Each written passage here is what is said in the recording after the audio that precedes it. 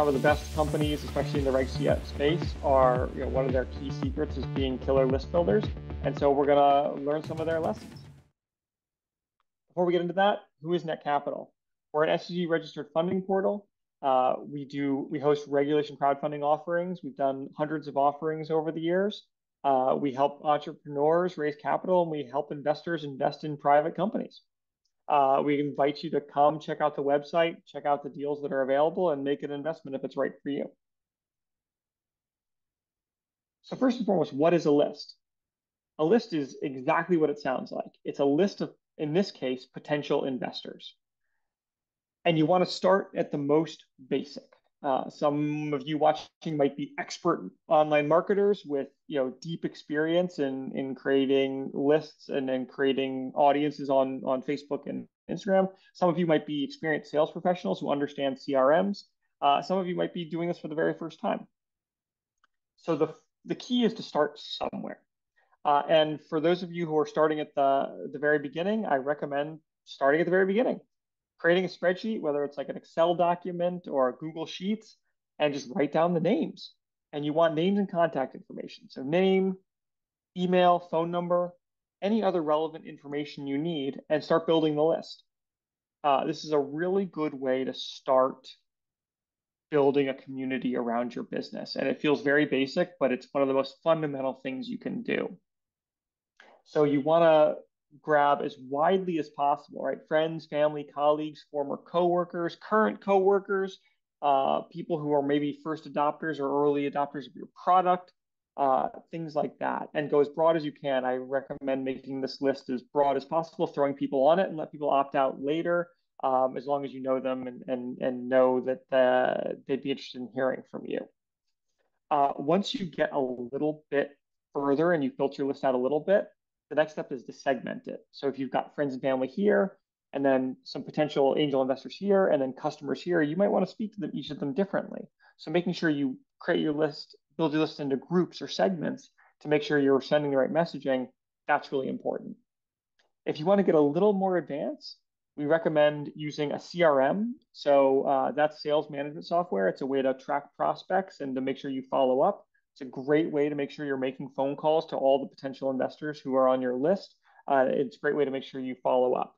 And you can also use email software like MailChimp, HubSpot, Klaviyo, or any of the big email service providers.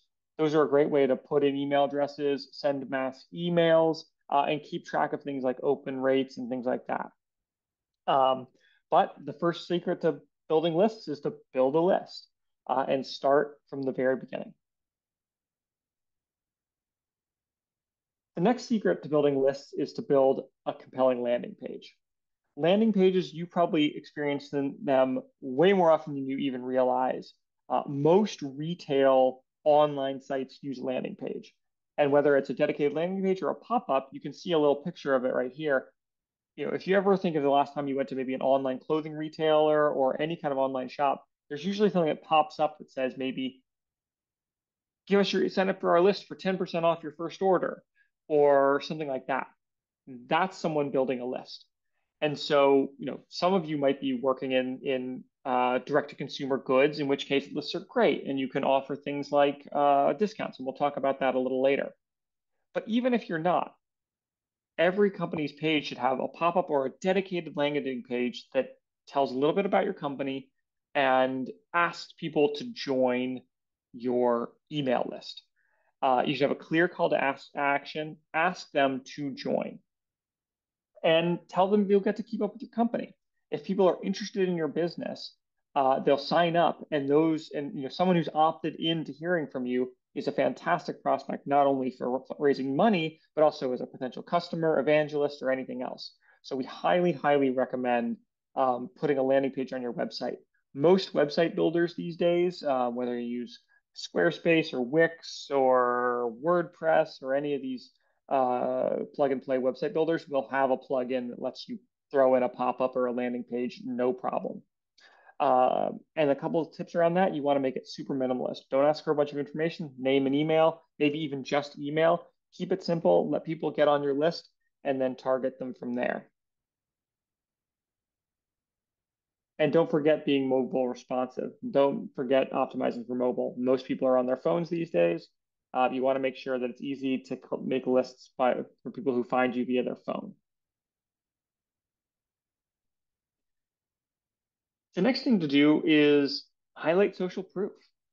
So whether it's on your landing page or in the emails you're sending or on your social media or on your website, show other people on your list and use that as a way to get new people interested in being on your list. So you can use testimonials from either investors or customers, any endorsements. If you've got someone on your board who's a bit of a personality, you can have them say things like that. Or if you get any media presence, you can say, "Hey, check out this article that was written about us. If you'd like to learn more, sign up for our list." Using points of social proof as incentive to join a list is a very, very powerful thing. It doesn't cost you anything. You don't have to give anything up, but it gets people over the hump. People are giving you their email address. And usually lists are built around email addresses, just for the record. So people are giving you their email address, and usually it's nice to give them something in return. And one of the easiest things you can give them is the sense of feeling like they're joining some kind of exclusive club or joining something worth knowing about. And social proof is the greatest thing you can do that. And like I said, generating it might take some work, but it's typically free to do. And once you build that credibility, it lets you continue to compound that over time as you continue to talk to your investors.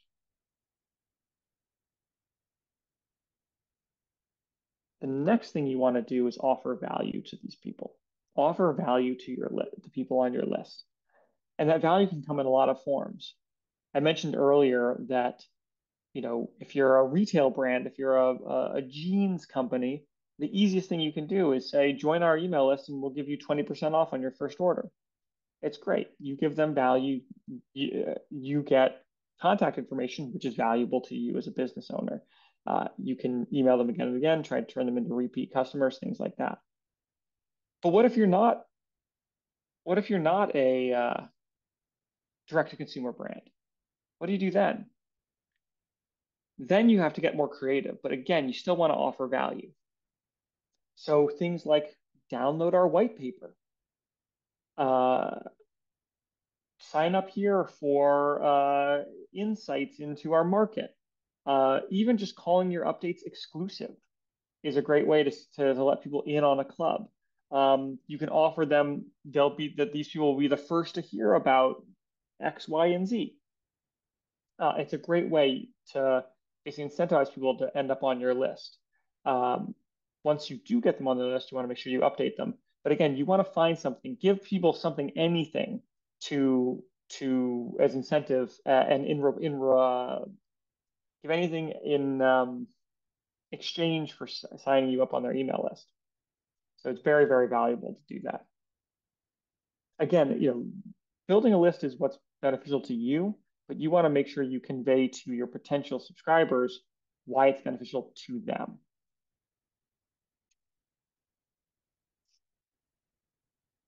The next thing I want to talk about is social media. A lot of people maybe conflate things like followers on social media with a list that they've built. And while followers on, let's say, Instagram or TikTok or LinkedIn, even LinkedIn connections, are very valuable, they tend to not convert very well when it comes to sales or investment. Someone can have a million Instagram followers, but that might not convert into much investment at all. Um, and it's important to think about, following someone on a social media platform is typically one click. It typically doesn't take much, and it's typically it's a low barrier to entry thing, which means people who've opted in haven't put a lot of time or effort into that opt-in. And so they're not inclined to feel like they need to get much out of it.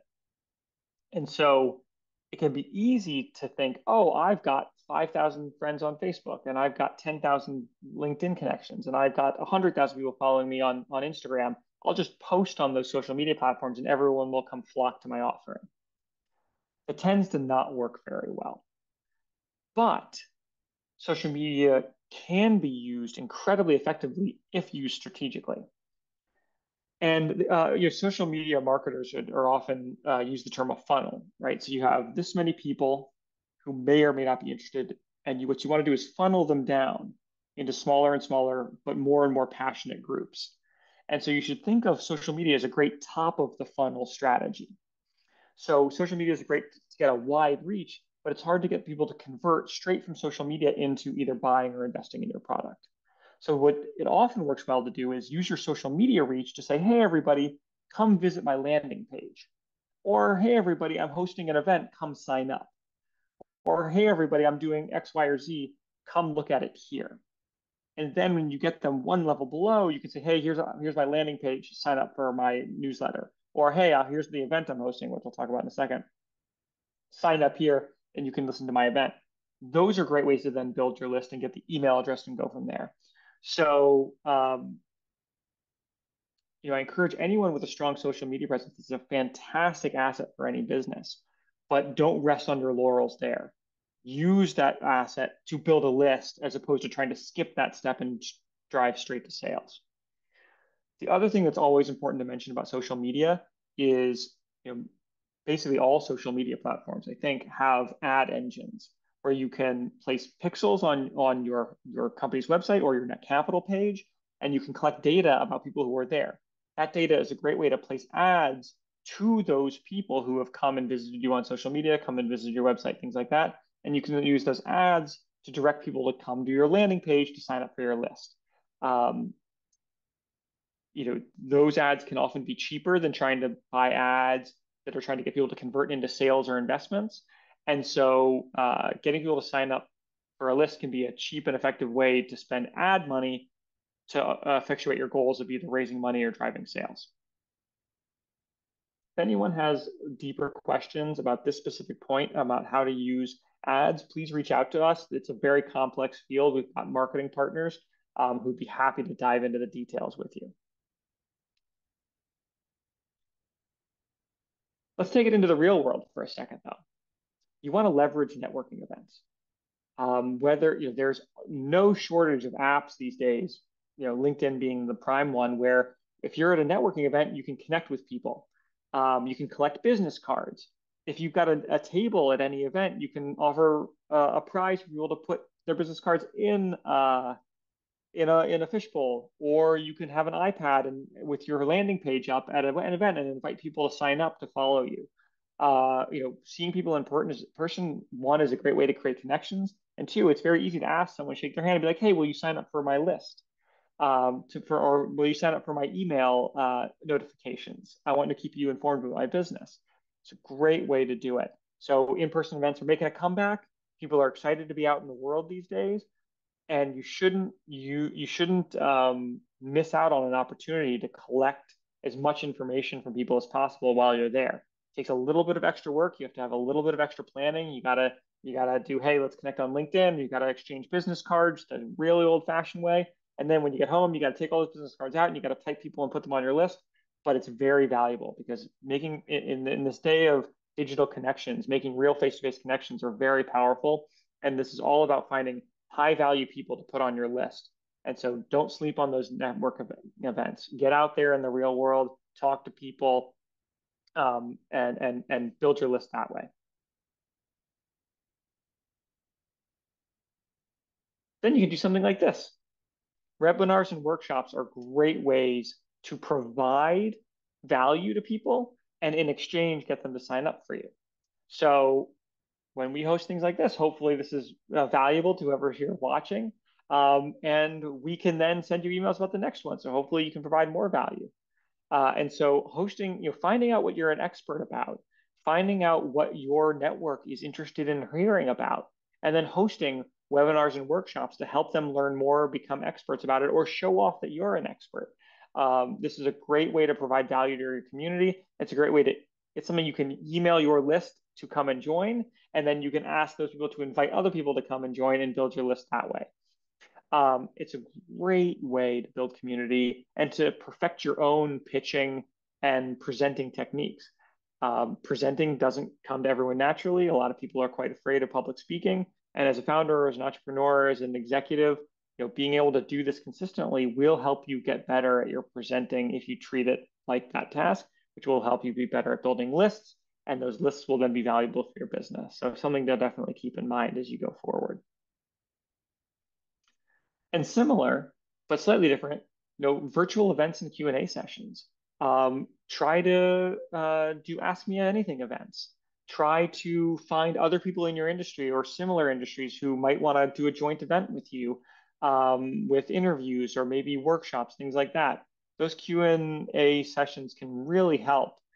And when you host events, when you let people hear from you and learn more from you directly, it creates a sense of connection and openness, which again, for people already on your list, will make them more committed. They'll open your emails more. They'll be more inclined to feel like they're getting value from that list, and they'll feel more attached to that list.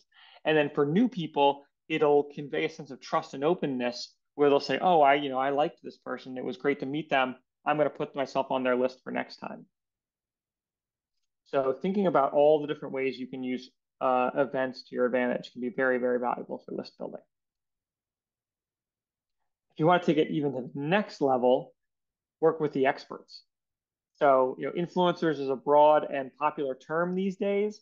Always interesting to, that it encompasses a wide group of people. But if someone's an influencer, their job is to create content and to hold sway over people and to provide value to people in the form of content, whether that's video or images or written word, blog posts, things like that.